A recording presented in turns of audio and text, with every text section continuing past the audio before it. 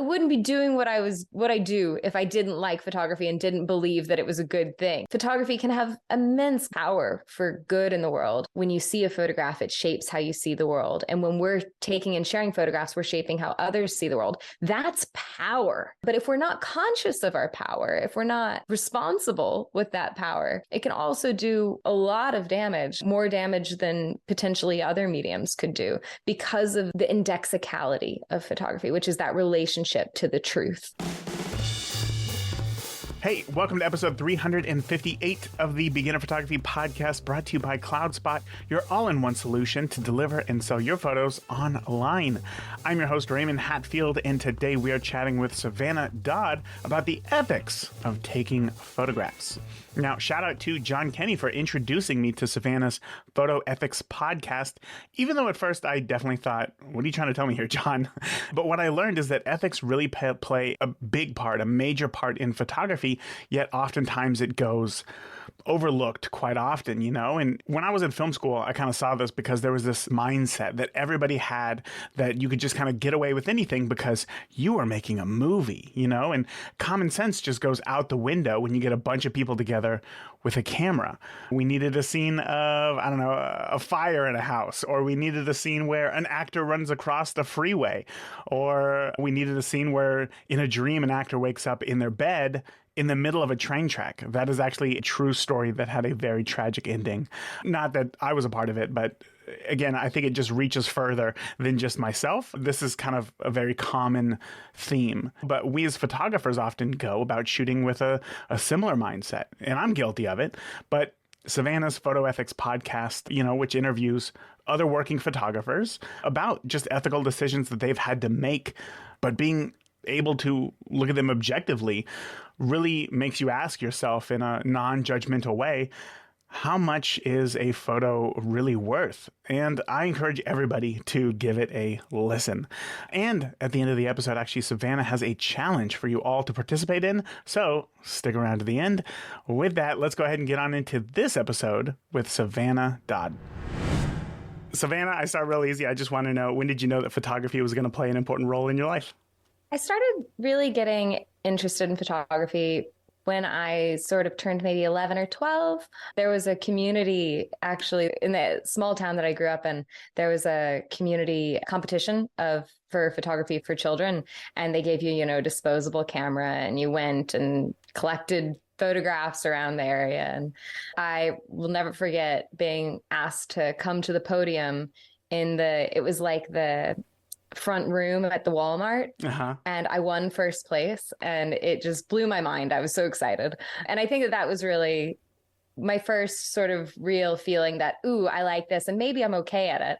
And maybe it's something that I, could do. My grandmother, I lived with my grandmother for the first several years of my life, and she's an artist. And so she was always sort of bringing me to try to teach me she does oil portraiture, and she was trying to teach me how to do that, you know, tried to teach me how to use graphites, and I was kind of useless at all that. Same. I get it. Yeah. So I think that photography was something that, worked for me. Did you enter that competition knowing that you had some sort of inkling about photography, that you kind of liked it, or it was totally, this is one of the first times I'm picking up a camera? Well, my mom had gotten me a camera, or I think I just actually may have taken it off of her when I was younger. And my granddad was really into photography. So I was around, I had it in my head, but it wasn't really it wasn't like I saw that competition and I was like, that's for me. Yeah. It was just something that I thought would be fun. So that was kind of, the first introduction. But then I didn't really do very much with it I did things here and there, you know, summer courses or camp or whatever that included photography for a few years. But I didn't really get back into it until halfway through college, and I started shooting sort of family events to try to cover some bills. Of course. And college, that's an easy thing to do. That's how I got into photography as well. My rent wasn't going to pay itself, and I needed a little bit extra. So I want to know more about this photo, though, that won you first place. Do you remember it at all? Oh, yeah. No, it was a sunrise photo with sort of like a barbed wire fence in the foreground and a tree that was silhouetted against the sunrise. Yeah, no, I remember it very vividly.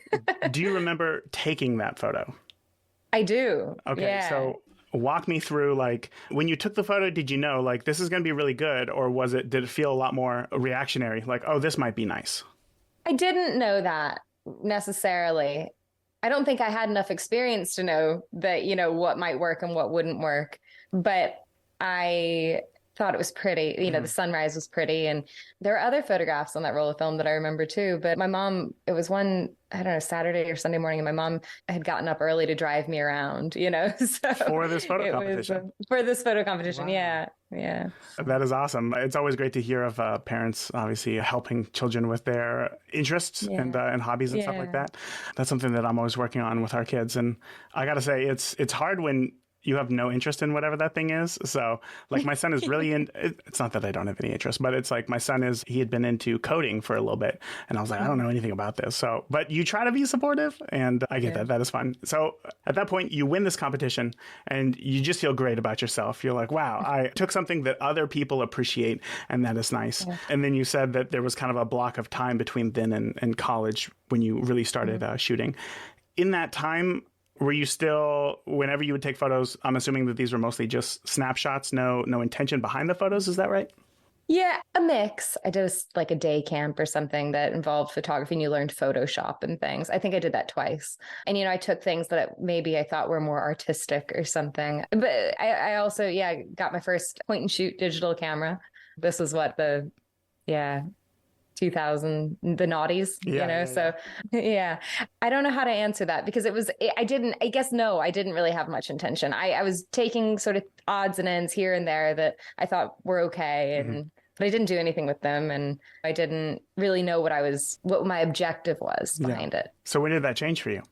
Ooh, that's a tough question. I think it's been a sort of an evolving process over the past 10 odd years. I didn't study photography in university, despite the support of parents for when I was 12. Yes.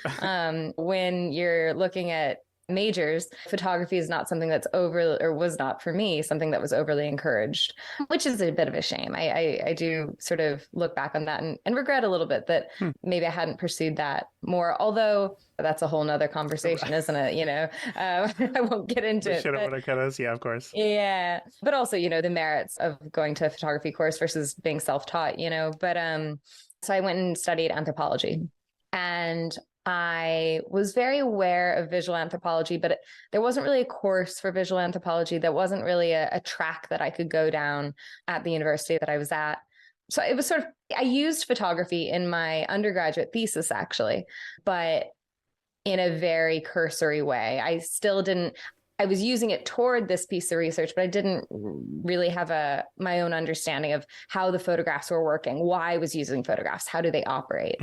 And then I went on and did my master's in anthropology and sociology of development. So this is a very long response to your question, but hopefully I'll get at it, get at the response. And then sort of toward the end of that, again, I started to get more involved or more aware of visual anthropology and sort of all the ways in which photography and anthropology can work so beautifully together in ways that I hadn't really fully understood before that point. And I think that really it's that background in anthropology that has led me to sort of an understanding of, what are my objectives? Why am I taking these photographs?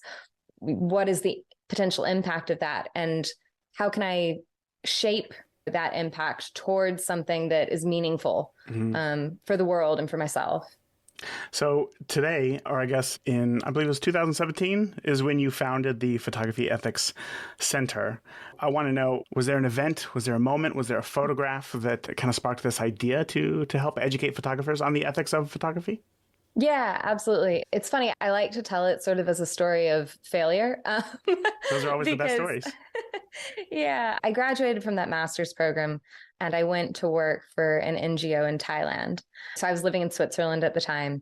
And so I moved to Thailand for this job. And when I got there, it only took a couple months and I realized this is not a good fit. I had a lot of concerns about the ethics of the organization, the way that things were being run. I raised my concerns and they weren't very interested in what I had to say about it. So it was sort of it didn't align with my ethics or what I want to do. So I decided that I had to leave. And that was a super hard decision because I'd moved across the world for this job.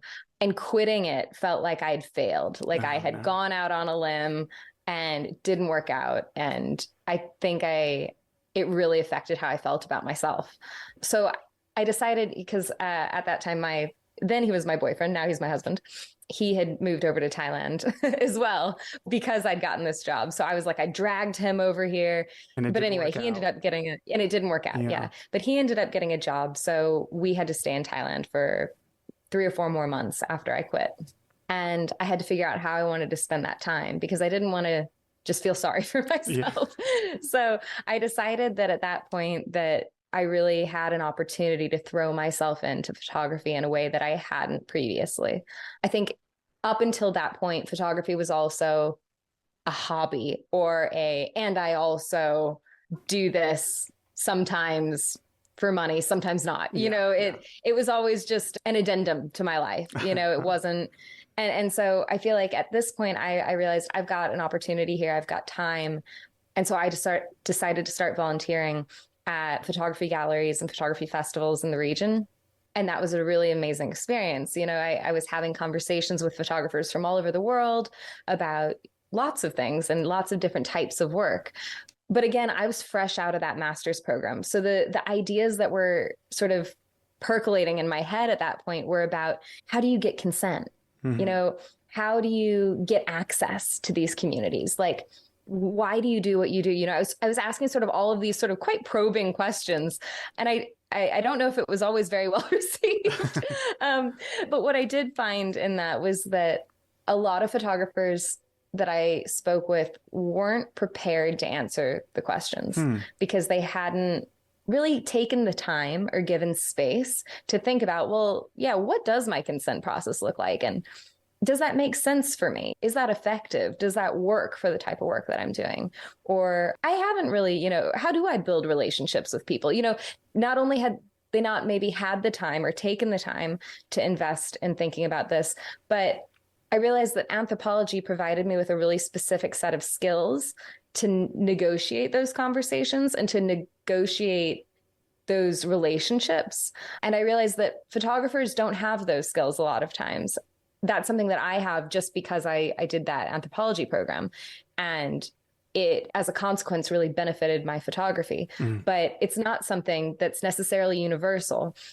And so I realized that that's really something that maybe that I could contribute, that I could maybe repackage some of these skills, some of these themes that we talk about in anthropology, and make it applicable and useful for photographers to help them think through the ethics of their practice.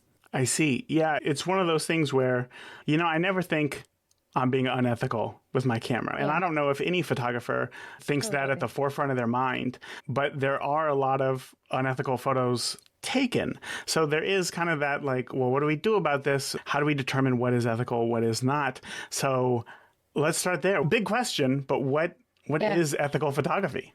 Well, I just want to go back to something that you said there a minute ago about, people don't set out to be unethical. And I think that's such an important point. I think that sometimes the idea of ethics can be quite scary for people and quite daunting. But I think that's a really important point that, vast majority of sort of unethical photographs that we see, it's not like the photographer set out with bad intentions and was like, I'm going to do this wrong, or I'm going to harm this community. Yeah. I think it's just a lack of awareness. And that's something that definitely can easily be, worked on and talked about and through a very vulnerable process, which we can talk about later. But no, absolutely. So what are photography ethics? Or what is ethical? First of all, it's really important to say that I absolutely do not sort of set out to be the arbiter of what is or is not ethical in photography. I think ethics is very personal. I think it's very subjective. And I think it is highly dependent on the context that we're working in. So I live in Northern Ireland now. This is a post-conflict society. It is a different cultural, social, and political context than where I grew up in St. Louis. So how I approach photographing people here will be different from how I approach photographing people in St. Louis. I'll be thinking about my positionality. Who am I in this context? In Northern Ireland, I'm a foreigner. I'm not from here. I'm viewed differently than a photographer who is from here. Whereas if I'm photographing in St. Louis, I'm a white woman photographing in a highly segregated city. That's a different positionality. And I have to be thinking about these things as a photographer. So yes, when we're talking about photography ethics, we're not talking about sort of a specific set of guidelines or rigid rules or anything like that, because it's very hard to get a one size fits all answer that when you're in this ethical dilemma, this is the correct response, Mm-hmm. because we're all individuals, we're working in different contexts, and it's going to change. So photography ethics is something that's very personal, it's very context specific, and it really relies on us being able to navigate, I think, or photographers having the skills to make those decisions for themselves. This is difficult, right? This is what makes this difficult to talk about, because if ethics are not a black and white subject and that there's a lot of gray area, and it's your mission to educate photographers on how to be more ethical, how do you do that if it's not through like direct instructions, shoot here, don't shoot this, don't do that, do this? How do you find the best way to help educate photographers on being more ethical with their camera? That's a brilliant question. So I think that there's two components. One is about how we have conversations about ethics, and one is about how we cultivate those skills. I guess maybe first to talk about how we cultivate those skills. At our workshops, for example, or in sort of any of the sort of educational courses that we put out, the idea is that the photographer is always going to be the best placed person to make these decisions, because they're the ones holding the camera. They're the ones in the situation. They're the ones who have hopefully developed contextual awareness and an understanding of who they're photographing and the context that they're working in. So you can't really plan for all of the eventualities, all the variables. But what you can do is you can practice ethical decision making. So we look at a lot of case studies, a lot of examples, and we have really good conversations about, if you were in this position, how might you handle that? And why would you handle it that way? And what could be the repercussions or the impacts of that decision? And so you practice working through all of these things, and we provide a safe space in which you can do that. Because when you're in a situation, you have to make those decisions in a split second. If you don't have practice making those decisions, it's going to be a lot harder. Mm-hmm. So before you ever get there, we try to help photographers figure out, where do I stand on this? What feels good for me? What doesn't feel good for me? And I think if you have practice doing that, then when you're actually in the situation, you're much less likely to make a decision that feels antithetical to who you are as a person, because you'll know what your red lines are. You'll have experience of that. Mm-hmm. And then to talk about these conversations that we have, I think this is a really, really important piece, is that at the Photography Ethics Center, we approach ethics as principles. And the idea behind that is that we can all agree. So you and I could agree that there are certain principles that are important in photography ethics, right? Say we both agree that dignity is important. Mm-hmm. But what dignity looks like for me when I'm working in St. Louis or in Northern Ireland might look different from what dignity looks like for you when you're photographing in Indiana, right? Yeah. Or if you're photographing a series with your family and I'm photographing a series with strangers, how we approach dignity might change slightly. The principle will be there, but how we enact that might look a little bit different. Also because we're different people, right? So the idea is that if we start with principles, we can say, right, well, this is what dignity meant for me in that situation. This is how I applied dignity. And then the other person could say, well, for me, I would apply dignity in this way, or dignity looks like this. Because when you drill down, I think, to a lot of the sort of unethical photographs, or a lot of just the contentious ethical issues that we encounter in photography, a lot of times, not all the time, but a lot of times, it boils down to people are privileging different principles. So, for example, if there is a situation in which a graphic photograph of someone in a traumatic situation is shared, right? And some people say, that is unethical. That is that's not okay. Mm-hmm. Well, a lot of times they're privileging privacy or privacy or dignity. Whereas maybe the person who shared it decided that they felt that accuracy or raising awareness or things like that were more important in that situation. So a lot of times it isn't that that's ethical and that's unethical. It's that we're privileging different things. And I think that if we can start looking at ethics through that lens, we can have a lot more productive conversations about ethics. Because right now, I think it can be a very polarizing environment. And I don't think that that's constructive or helpful for anybody. Right. Does that make sense? Did I articulate that well? Yeah, no, absolutely. Absolutely. And it kind of reminds me of and this just came off the top of my head. I remember listening to a conversation a while ago, and I believe that it was with some sort of psychologist, I believe. And they had said that like every thought that you may have as a human is totally natural, but acting upon certain thoughts is where you get into trouble, right? So as a photographer, or I guess there's that quote by Ansel Adams, right? Who says there's two people in every photograph, the photographer and the viewer, right? And that makes it hard because as a photographer, we have this desire to capture the world in a certain way through our lens that we have just through life experience. And now should we be thinking about the viewer? Is the viewer's opinion on our work, should that be taken into account? Or am I thinking wrong? And should we only be focused on the subject of the photo? Does that question make sense? Yeah, no, it totally makes sense. It's just flown out of my head. Give me 2 seconds. Of course, yeah. It's a big question, and that's why this is so difficult. I mean, it's hard to have these conversations, I think, because there is so much ambiguity involved. And because when it comes to photography, I say this all the time on the podcast, is that like it's so subjective. And what you may like about a photo, others may hate. And there are some very famous photos that I can't stand. I just think that I don't see the point in them, but others just go crazy for, and vice versa. And I think that when it comes to navigating this is where a lot of people need help, because I don't think that it's necessarily, and I guess I just want people to understand and me to fully understand as well, is that it's not if you do X, Y, and Z, you're good. If you don't do A, B, and C, even better, or something like that. But it's more personal. And it's not that like we need to be uploading our photos to a spot that says, oh no, this is ethical, like you're good to go, or not. It's internal. It's not, we're not seeking validation from others on whether or not our photos are ethical. Is that right? Totally. And yes. And I think that's probably what makes it so hard, is because this whole thing is work. It's mental and emotional reflection.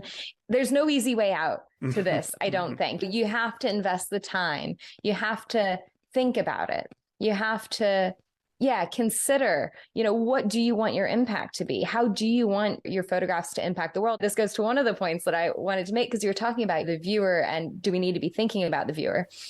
I do think we need to be thinking about the viewer, but maybe not in the way that you were intending, because I think it all comes back to impact. Like, hopefully, if your photographs are seen, not hopefully, definitely, if your photographs are seen by even one person, your photograph is going to have some sort of impact on the world.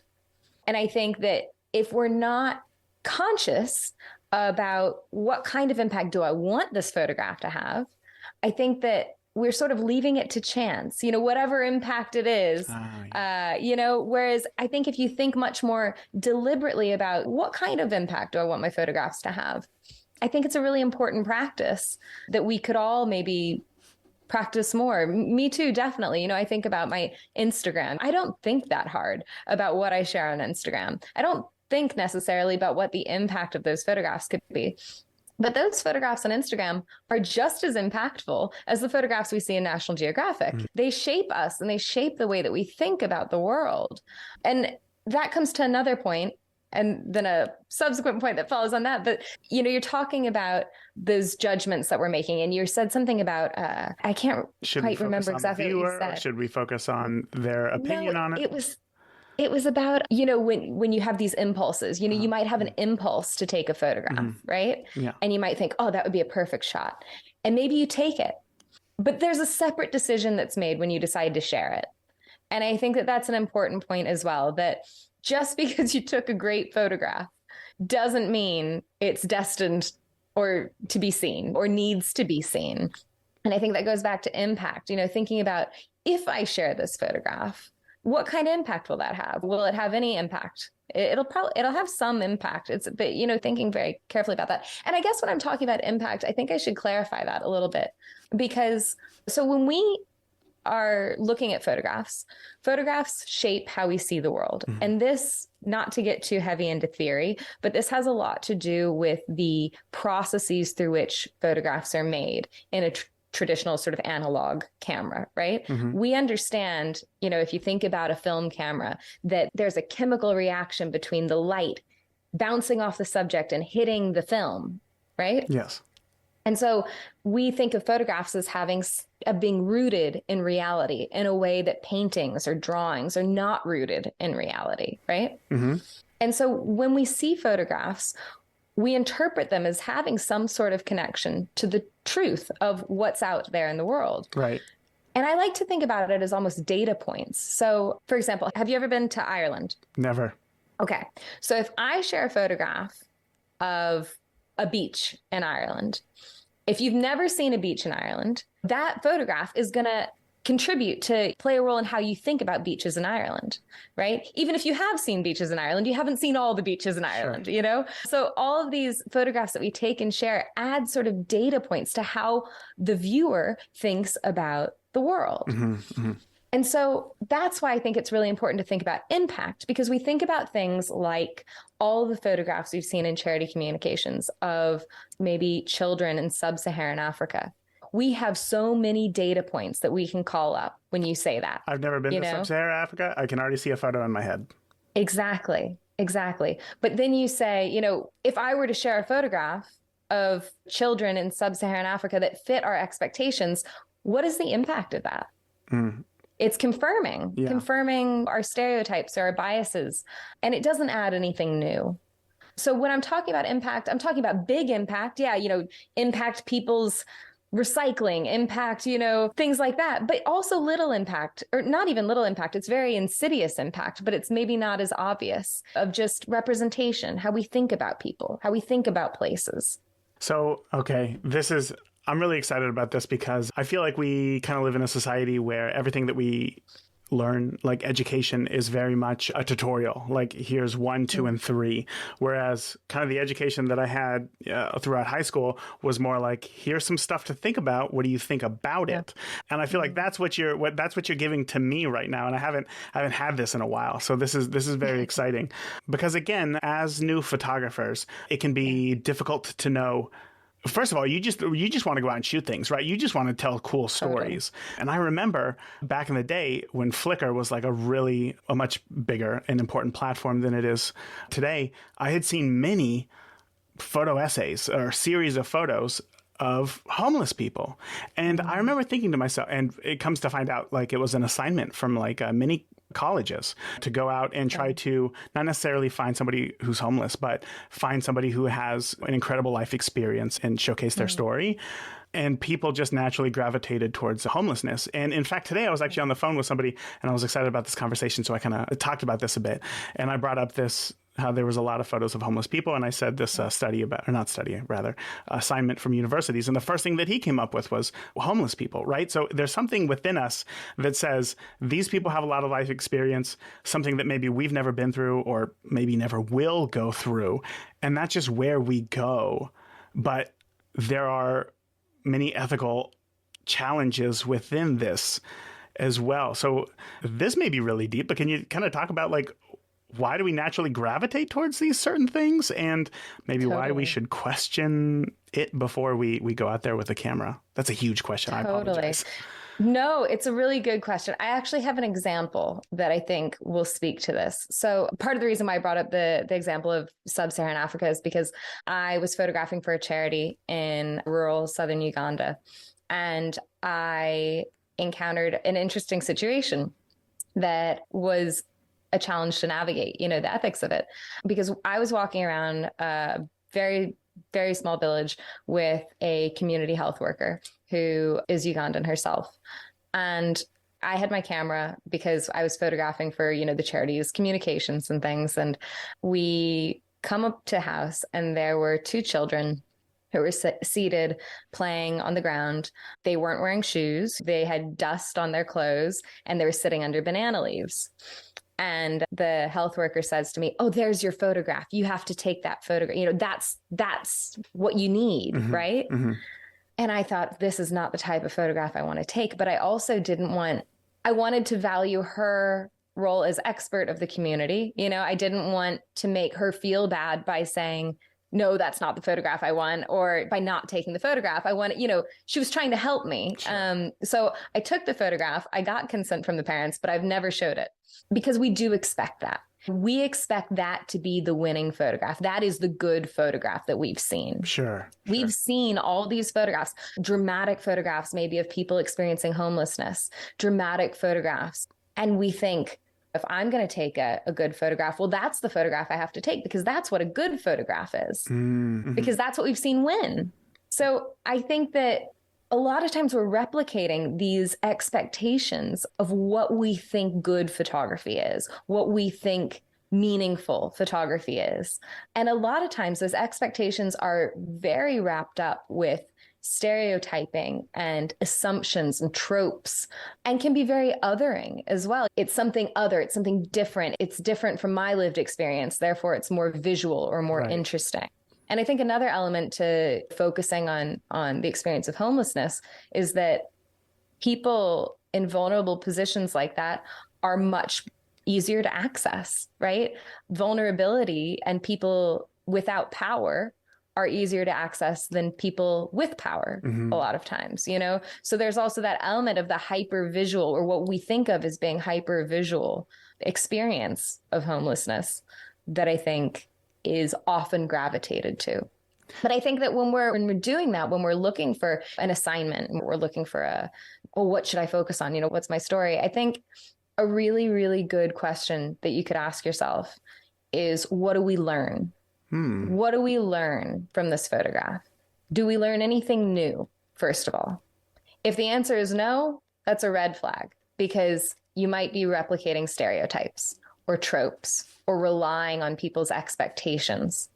If there are people in your photograph, what do you learn about the person in your photograph? Do you learn anything about them as an individual? Anything that goes beyond your expectations?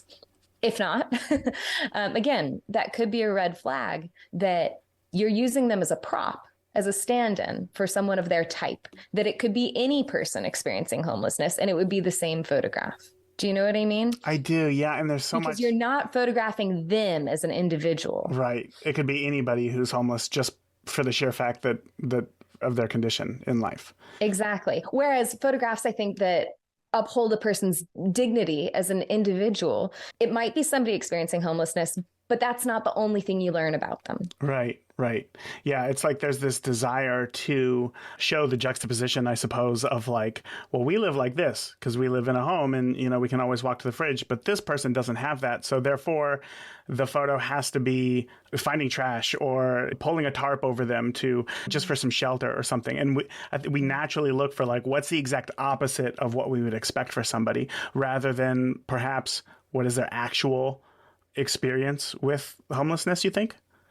Yeah, definitely. This is a little different, but it does bring to mind another example of a series because you're talking about what's different, and that's what reminded me of this. So a few years ago, I did a series that I called Sacred Spaces, and I went to it's sort of ongoing, although I've not done much on it in several years. But the idea was that I would go to sacred spaces of all different religious traditions in all different countries around the world, Southeast Asia, Europe, the Middle East, St. Louis, like the Basilica in St. Louis is in there. So all sorts of spaces that people have created and deemed as sacred spaces. But instead of photographing the big facade, or in St. Louis, there's a basilica that has amazing mosaics. So I didn't focus on the amazing mosaics or the grand, stained glass or the facade of the Hagia Sophia, I see. I focused instead on the little things that show human care in each of these spaces. So things like a broom in the corner, or basic things that it needs to function, like electrical sockets, or what do you call it? A water station. Yeah, like a water jug or whatever. Yeah. Water cooler. Water fountain. Yeah. Or water cooler. Yeah.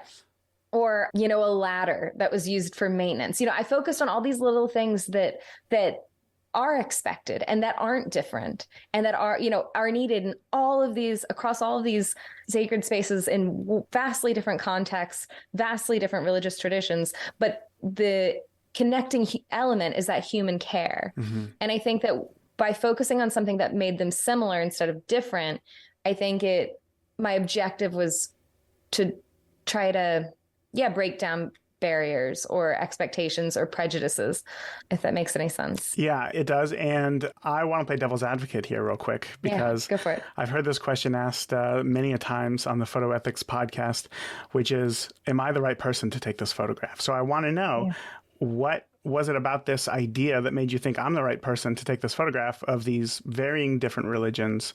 Yeah. Could you answer that one? Yeah. That's a really good question. And not that this gives me some sort of God-given right to take these photographs at all. And before you get into it, I'm not trying to get into that or anything. No, of course. I think it's just that question that plays in my head. It's a great question. Because we can go down that rabbit hole of like, if I'm not homeless, who am I to take that photo? That's not my experience. But then I feel like we might limit ourselves to what we can actually take photos of. So I love people who take photos of things that are outside of their everyday life, I guess. And I guess I just want to know, like, what is the answer to that? How do we justify that without going too far? Totally. So I guess for me personally, understanding different religious traditions has always been very important to me. My granddad was Jewish and my grandmother was Southern Baptist. Oh, wow. And my mom reverted to Islam.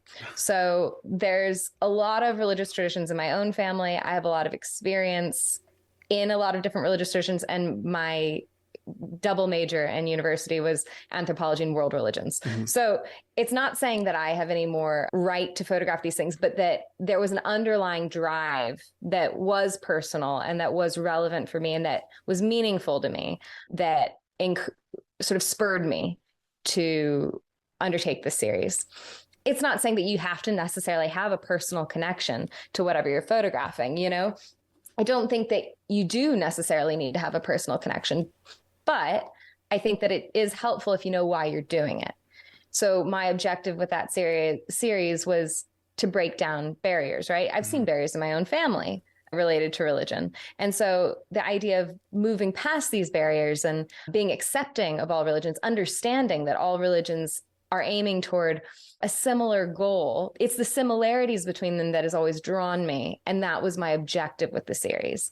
And so even though I'm not Buddhist myself, I photographed Buddhist sites. And I think maybe an element of that for me made me comfortable with doing that, apart from the fact that photography was accepted in that site. It's not like I was photographing in a site where that was not allowed, right. But Huge I knew lens, super far away. No, but I knew exactly why I was doing it, what my objective was. And I think that can be something that can be really helpful for us when we're navigating ethics, is understanding what is my objective, which relates to that question about impact. I think that can be a really useful way of approaching some of these conversations. But absolutely, I mean, I think that's such a huge question in photography about, am I the right person to photograph it? And I think that's something everybody has to answer for themselves. I think sometimes it has a lot to do with motivation, figuring out what is my motivation. Is my motivation because I want to take the winning shot, or is my motivation that I want to tell a story about something that I care about, or I met this person and they've really inspired me. I think another element, though, to answer your question about if we're going to have that conversation about am I the right person, also has to do with your access. Mm-hmm. Do you have access to the community that you want to photograph, and do they want to be photographed? So if they don't want to be photographed, then you're probably not the right person to do it, because you don't have the contact with the people who want to be photographed. You know what I mean? Of course. So it really seems like, so I may be oversimplifying this a ton, and please tell me if I am and correct me, but it seems like perhaps ethical photographs are images taken with a bigger context of sharing, right? Sharing information about a certain subject or what somebody's doing that is also somewhat personal to yourself. And then something more unethical would be purely like extractive. Extractive, yeah, and for personal gain, right? Whereas this photo isn't going to help or benefit literally anybody but myself. Am I kind of on the right track there? I always hesitate from labeling anything as the ethical or the unethical, but I definitely think that what you're saying makes sense. Okay. And I think that that's, potentially a really useful framing for people. I think the other thing that's really important when we're talking about photography ethics is power.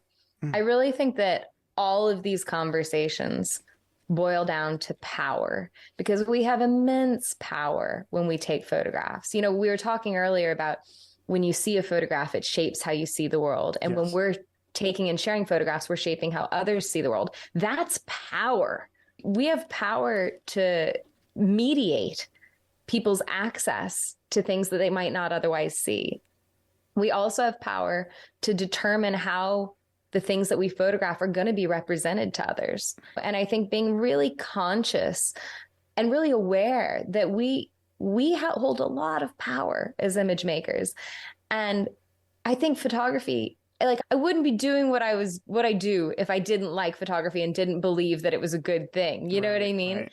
Photography can have immense good power for good in the world. But if we're not conscious of our power, if we're not responsible with that power, it can also do a lot of damage. And I think more damage than potentially other mediums could do, because of the indexicality of photography, which is that relationship to the truth. Yeah. Wow. Oh, that's interesting. I don't know if I've ever thought of it that way, but it makes sense. It's like when you watch a video of something, you almost see it as its own thing. You're like, I see it, I'm getting more information perhaps just because there's motion or sound. But when you see a photo, you kind of almost always lump it together with other like photos that you've seen before. I'm going to have to explore that. That is a really interesting idea. I know that we're coming to the end of our time here, so this is like as practical as it gets, right? Yeah. Are there that's good. 3, 4, 5 questions, one question that we as photographers who are brand new to this idea be asking ourselves before we press the shutter button? Yeah, I have 3 questions Perfect. that I would recommend. And they're things that I've already covered, so I apologize if it's a little bit redundant, but maybe it's a good recap anyway. Yes. The first question is, what am I representing? And that goes back to that power that we have to choose what we photograph. So it's really important, as I've already said, to maybe think quite carefully about what topics are we choosing? Why are we choosing those topics? What's my intention behind that choice? The second question is, what are my assumptions about the people, community, or topic that I'm photographing?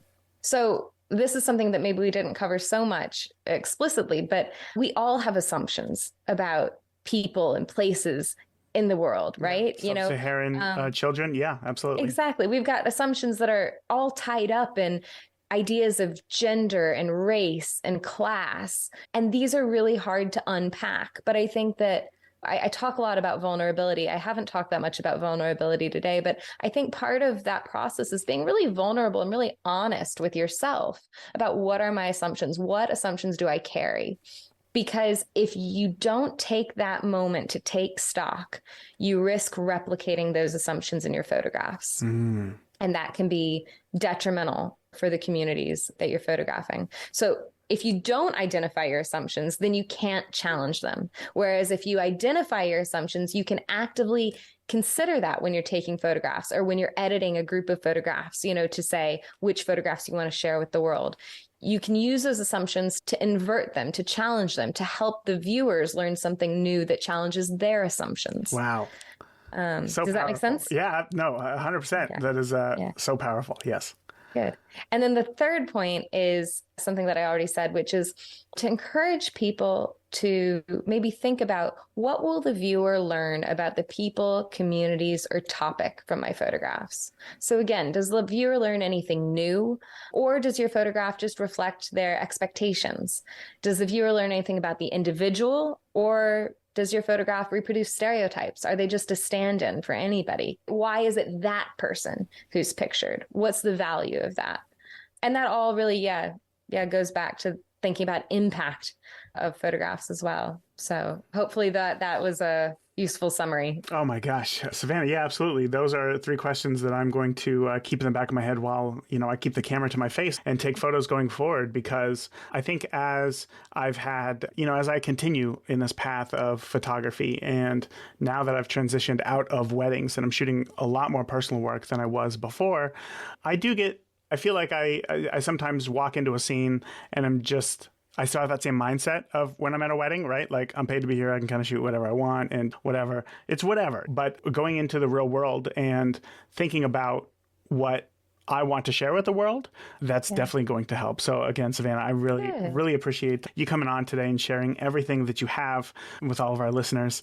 And for those who are interested, first of all, I got to give a shout out to John Kenny, who was the one who recommended the Photo Ethics podcast to me. And he's like, you got to check this out. And at first I was like, again, I don't feel like I take unethical photos, so why are you sending this to me? But after listening to it, truly, it is an eye-opener. And I think that there's a lot of conversations that can be had about photography that aren't necessarily gear or settings related. And I am so glad that you are one of those people in the world who are doing that as well. So for those who are listening and are also interested in learning more about photo ethics, can you share with us how we can find you online? Yeah, absolutely. So we have a website. It's www.photoethics.org.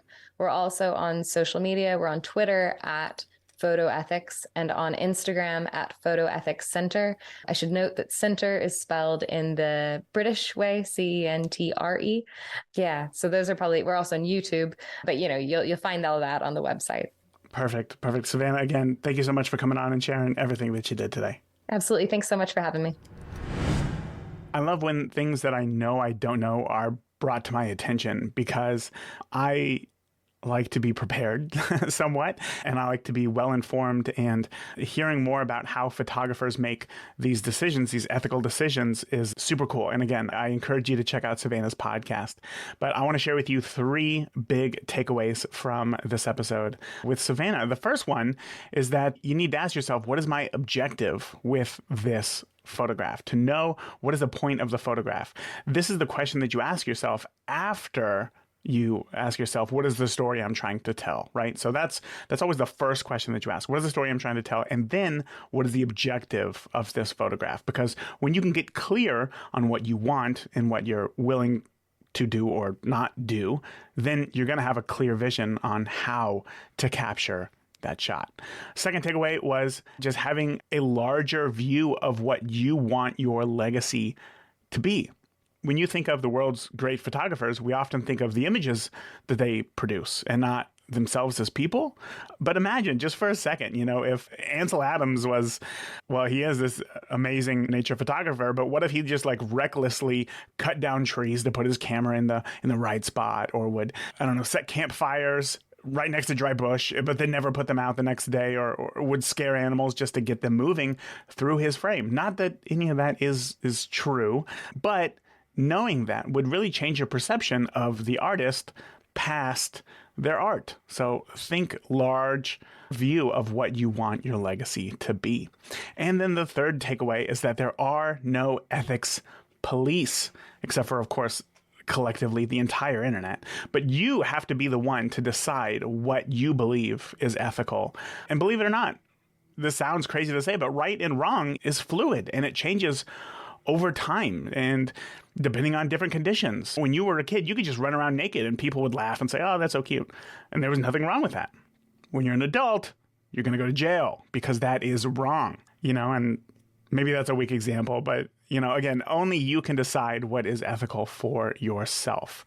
And you can still shoot and share street photography in ethical ways.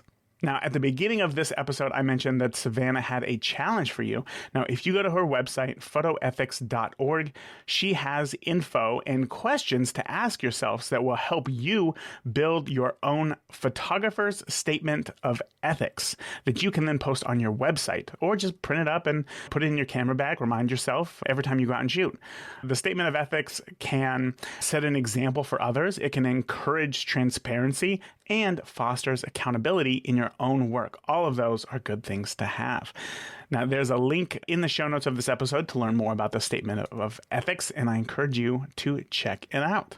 Before we wrap up today's podcast, I really want to take a moment to showcase Taylor, who is our listener of the week, for leaving the podcast a 5-star iTunes review in Apple Podcasts. I don't think iTunes is a thing anymore, and yet in Apple Podcasts. So Taylor says, I love the podcast. I'm learning so much. I just bought my first camera and started listening to the podcast right from the start and listening all the way to the end. Thank you so much for spreading your knowledge and passion for photography. Taylor, I am so happy that you are enjoying the show and that you are finding it helpful to you on your photo journey. So cool. If you are listening and you are enjoying the show, I cannot tell you how helpful reviews truly are. If you are listening on Spotify, you can leave the podcast a star rating right on the show's main page. Or if you want to leave me feedback directly, feel free to shoot me an email, or even better yet, send me a voicemail via the contact form at beginnerphotographypodcast.com. I really hope to hear from you. So that is it for this week. Again, thank you so much for tuning into this episode of the Beginner Photography Podcast, brought to you by CloudSpot. It truly is the easiest way to deliver and sell your photos online. You can learn more about CloudSpot and grab a free account by heading over to deliverphotos.com. And remember, the more that you shoot today, the better of a photographer you will be tomorrow. Talk soon. If you enjoyed today's podcast, please leave us a review in iTunes or your favorite podcast player. And continue the conversation with Raymond and other listeners of the podcast by joining the Beginner Photography Podcast Facebook group today. Thank you. We'll see you again next week.